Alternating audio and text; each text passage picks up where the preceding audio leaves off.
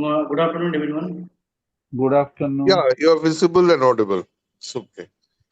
Sohail, introduce yourself. Good afternoon, everyone. Dear sirs and ma'am. Myself, Sohail Al Mamun. I am from Murshidabad district. Uh, I did my schooling from my locality, which is in a rural area. I did my graduation in textile technology from Government College of Engineering and Textile Technology, Srinagar. Through campus placement, I did join in Bardhaman Textiles Limited in Himachal Pradesh. That is a textile company. Currently, I'm working as a vocational trainer in Birchandrapur Nityananda High School, that is in Birbhum district. Besides civil service preparation, I do love cricket. I was good at cricket. Now I'm barely a fan of cricket. Presently, you Sohail, are doing as I'm currently working as a vocational trainer. vocational training vocational. আছে vocational trainer হিসেবে পড়াচ্ছে আর কি is actually teaching textile industry. Okay. Yes, sir. Now that you are a cricket fan, তাহলে শুরুতে তোমার কাছে একটা প্রশ্ন, এবছর রঞ্জি ফাইনালে কোন কোন দল খেলছে?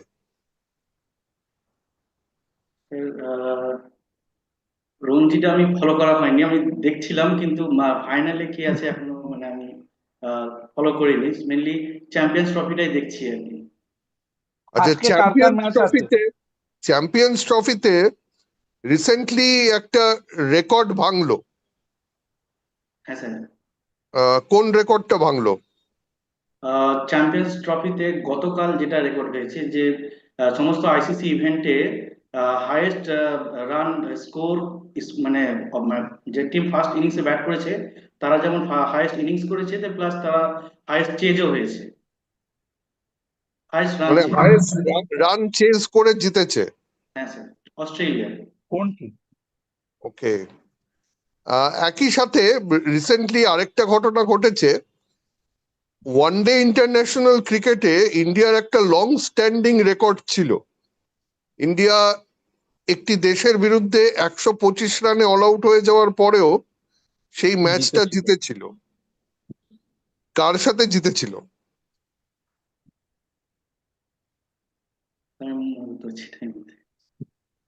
আচ্ছা, এই রেকর্ডটা রিসেন্টলি ভেঙে গেছে। কোন টিম ভেঙেছে?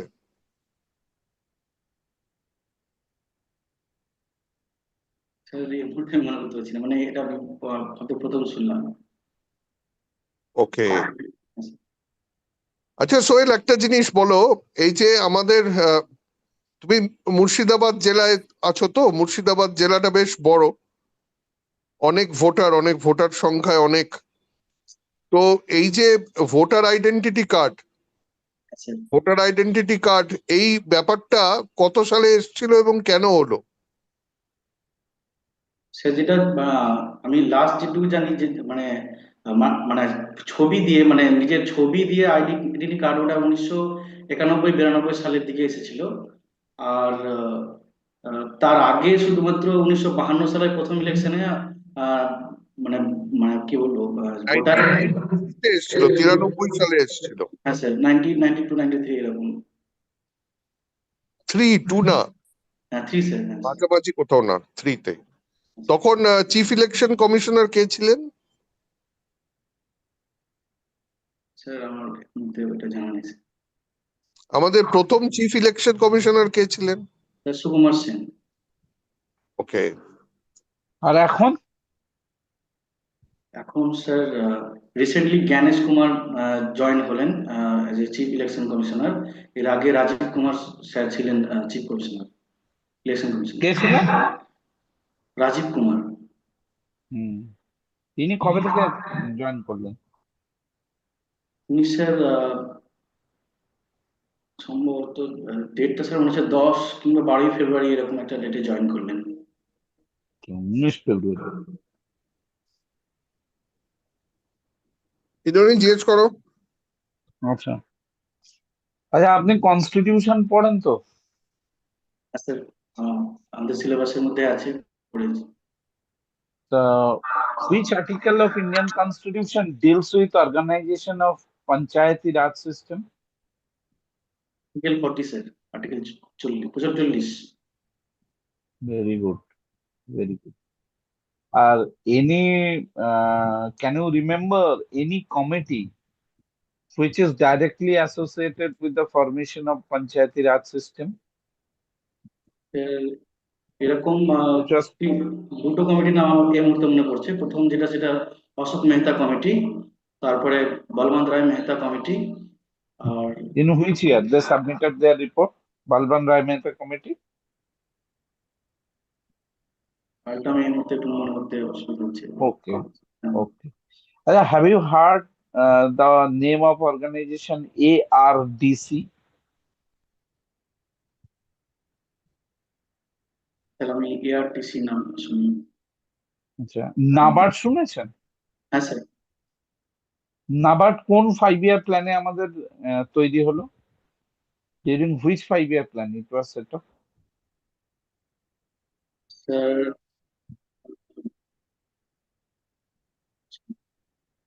1982, 1982 5-year প্ল্যান। একটু হিসাব মানে একটু সালগুলো গুছিয়ে বললে। Six 5-year plan. Good, good. 6 5 year plan. Good. আচ্ছা, আমাদের primary education has been the main thrust area for which 5 year plan?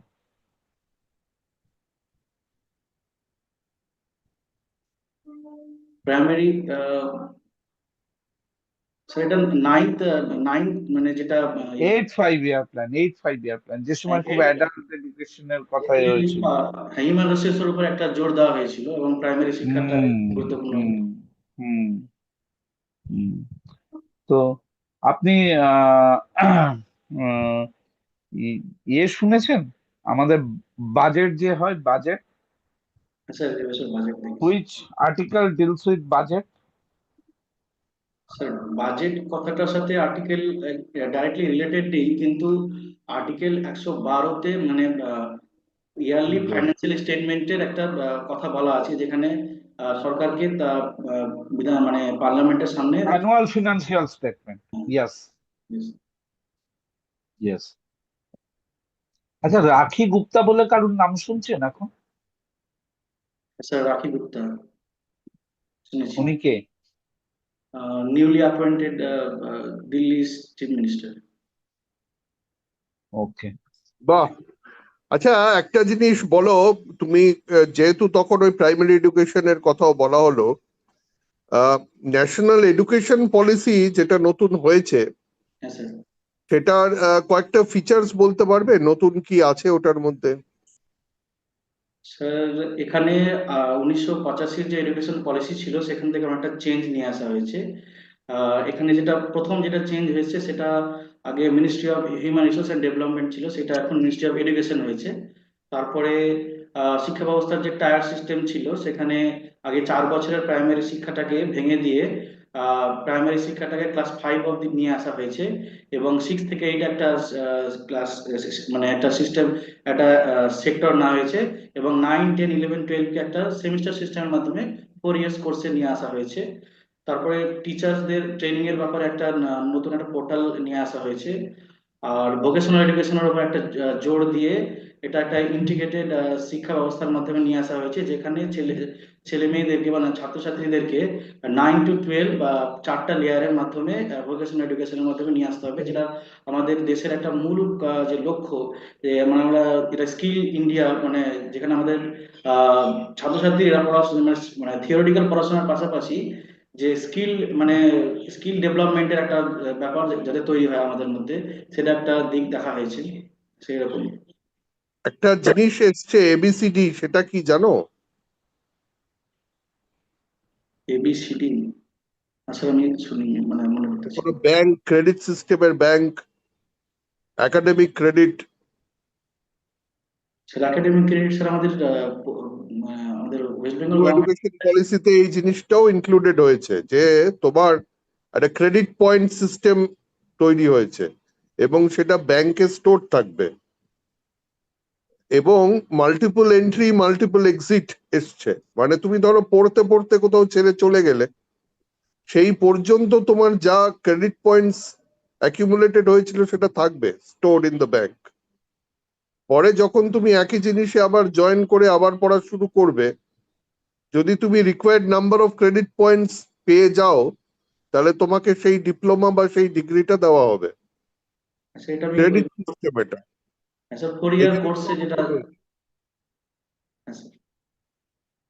ওকে, ইন্দ্রনীল আরো জিজ্ঞেস করো।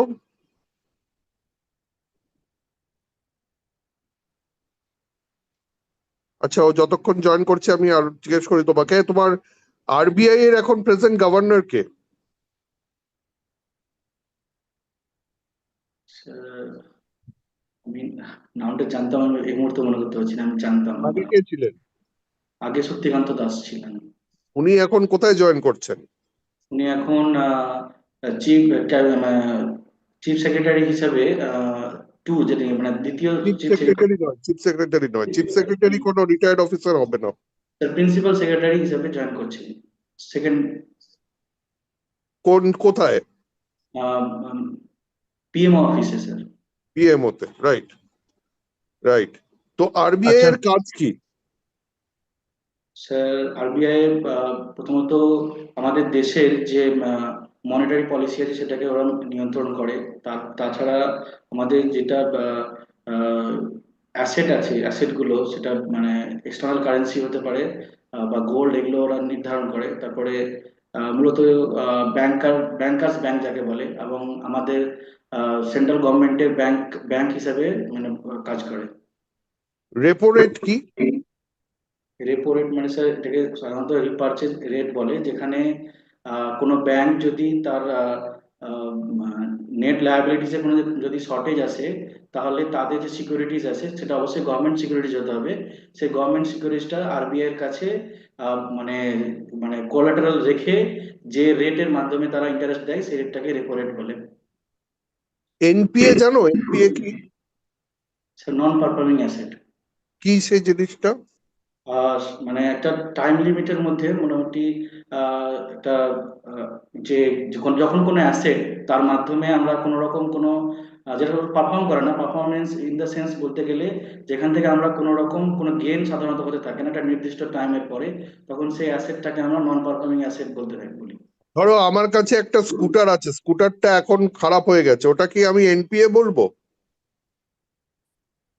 স্যার, স্কুটারটা যে খারাপ হওয়ার মানে পরিস্থিতির উপর নির্ভর করছে। যদি ওটাকে আমরা ঠিক করে আবার যদি ব্যবহার করতে পারি, আর আমরা ওটাকে কি এনপিএ বলবো, হ্যাঁ বা না? বলবো মানে ঠিক করে ব্যবহার করতে পারলেও এনপিএ বলবো, আর না না স্যার, পারলে বলবো না। না পারলে বলতে পারবো, পারলে বলবো না। হুম, ইন্দ্রনীল জিজ্ঞেস করো। হুম, বলছি, আহ, আপনার নামটা কি বললেন? সোহেল না? সোহেল আল মামুন। আচ্ছা, আর পার্পেল ক্যাপটা কি জন্য দেয়া হয় আইপিএল এ? স্যার, পার্পল ক্যাপটা দেওয়া হয় মূলত আইপিএল এর ইচ সেশনে হাইয়েস্ট উইকেট টেকারকে পার্পল ক্যাপ দেওয়া হয়। আচ্ছা, গতবারে কে পেলেন পার্পেল ক্যাপ? মোহাম্মদ শামি।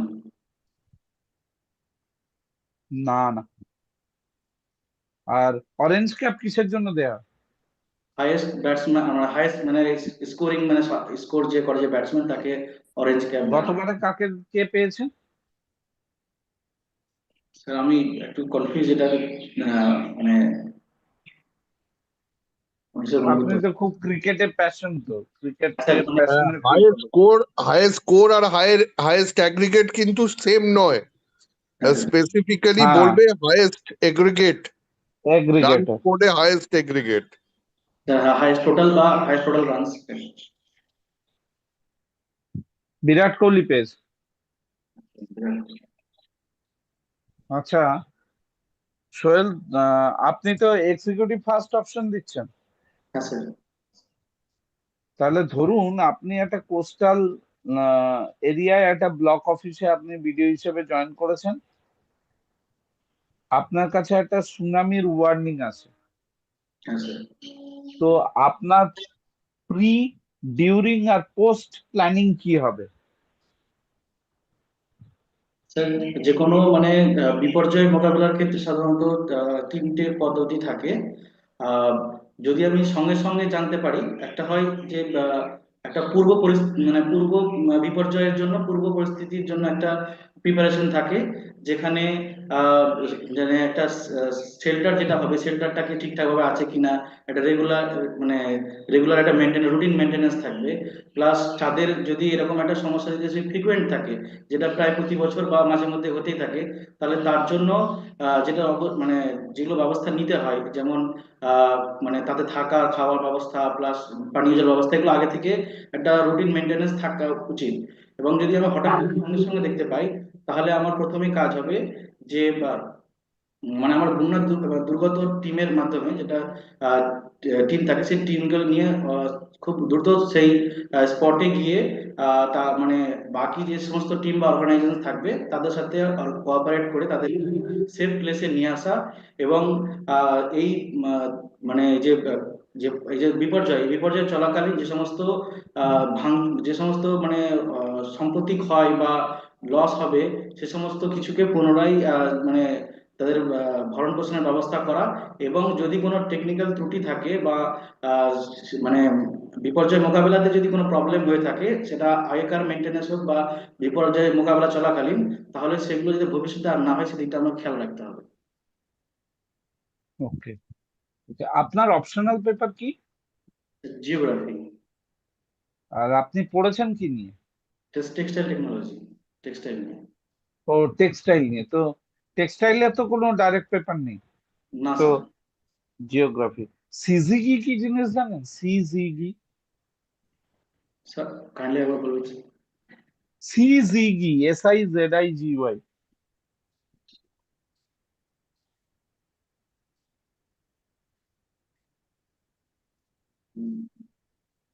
স্যার আমি এটা, ফ্যাজেন্ডা কি জানেন? ফ্যাজেন্ডা। স্যার আমি এটা মনে করতে পারছি না এখন। ফ্যাজেন্ডা।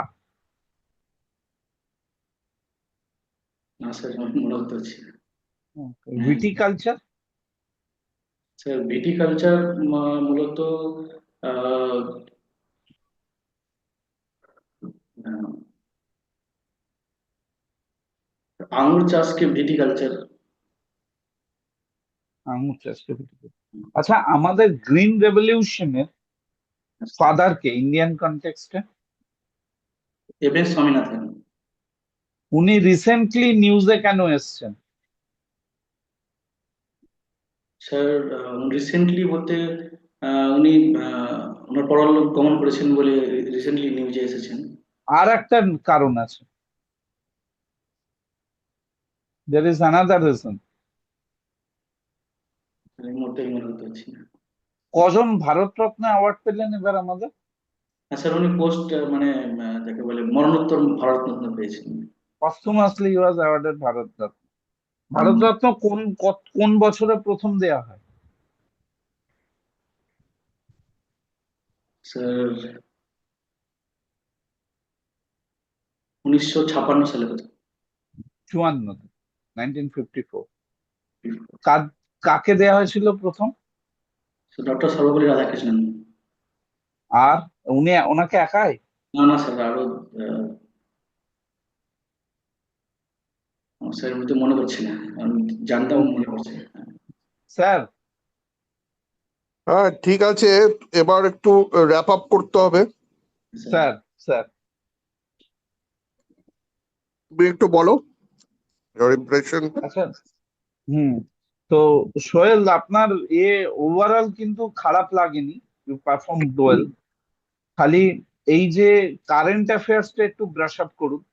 আর আমি বলবো যে আপনি 2000 কতই বললেন ওই টেক্সটাইলে করেছেন? 2017 সালে স্যার। 2017। একটু ওই টেক্সটাইল ইন্ডাস্ট্রি এবং নিয়ে আমরা কিছু জিজ্ঞাসা করলাম না, ওই ডেটাগুলো একটু রাখবেন। রিসেন্টলি কোনো যদি প্রজেক্ট এসে থাকে টেকনিক্যালি একটু করবেন। আর ওয়েস্ট বেঙ্গল আর ইন্ডিয়ার পার্সপেক্টিভে টেক্সটাইল ইন্ডাস্ট্রির কি আছে এটা একটু দেখে রাখবেন, এই ডেটাটা একটু রেডি রাখবেন। Otherwise you are very good at constitution. আপনি খারাপ না, মানে ভালো করেছেন। আর জিওগ্রাফি যেহেতু অপশনাল নিয়েছেন, আমি খুব কমন কোয়েশ্চেন গুলো করলাম, মানে খুব সাধারণ এগুলো আপনি স্যার আমি এটা, করছেন না, একটুখানি দেখুন। হ্যাঁ স্যার। স্যার ঠিকই আপনি আছে, যদি মানে Indranil has specified the points. আপনি একটু কারেন্ট অ্যাফেয়ার অপশনালটা নিয়ে একটুখানি ব্রাশ আপ করে নিলে আপনার আছে। হ্যাঁ ইন্টারভিউ কবে আছে date? So 10th March. 10th 10th March. March. এ চলেই এসছে, বাট মাঝখানে যদি একটা মক হয় তো এদের, তাহলে আর একটা মক অ্যাটেন্ড করুন, it will be better. Sir আমি এটা প্ল্যান করে রেখেছি। হ্যাঁ ঠিক।